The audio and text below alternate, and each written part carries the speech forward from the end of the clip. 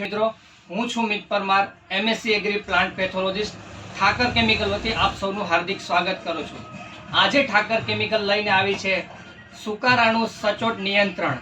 તમારા પાકમાં એટલે કે જીરું છે, ચણા છે, ધાણા છે, મેથી છે, તરબૂચ, ટેટી કે કપાસ, તુવેર, એમાં આવતો સુકારો, થડનો કોહવારો કે મૂળનો કોહવારો, એનું સચોટ નિયંત્રણ એટલે ઇનિગ્મા. ઇનિગ્માનું કેમિકલ કમ્પોઝિશન છે થાયોફિનાઇટ મિથાઇલ 70% WP. હવે તમે જાણતા હશો થાયોફિનાઇટ મિથાઇલ તો ઘણી કંપનીઓ બનાવે છે, પણ ઠાકર કેમિકલ લઈને આવી છે એક નવું આઇસોમોર ટેકનોલોજી. હવે તમારા મનમાં પ્રશ્ન થશે, આઇસોમોર ટેકનોલોજી એટલે શું?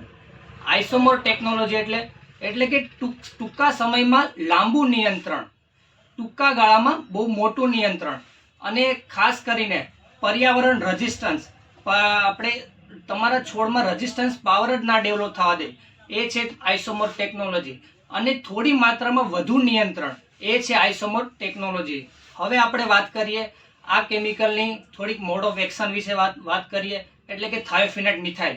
થાયોફિનાઇટ મિથાઇલ છે એ બેન્ઝીમિટાઝોલ ગ્રુપથી બિલોંગ કરે છે, અને ખાસ કરીને એસ્કોમાઇસિટીસ અને બેસિડિયોમાઇસિટીસની ટોટલી ફંજાઈને એ કંટ્રોલ કરે છે.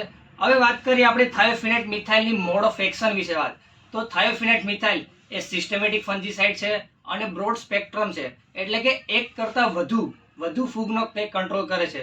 હવે આપણે વાત કરીએ તો તે કઈ ફૂગ કયા પેથોજનનો કંટ્રોલ કરે છે. હવે પેથોજનની વાત કરીએ તો ખાસ કરીને ફ્યુઝારિયમ છે, ડેમ્પિંગમ છે, ફાઇટોપ્થોરા છે, તેનો ઇઝીલી કંટ્રોલ કરી લે છે. આ તો થઈ વાત આપણે જમીનજન્ય રોગની. હવે છોડના ઉપરના ભાગમાં દેખાતા રોગ ક્યાંનો તે ઇઝીલી કંટ્રોલ કરી લે છે.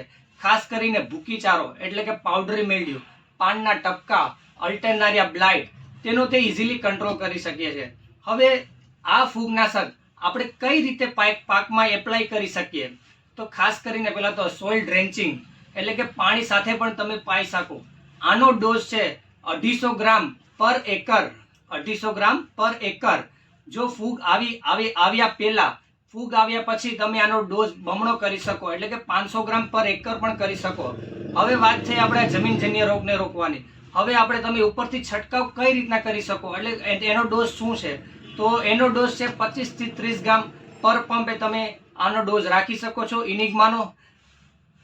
Thank you.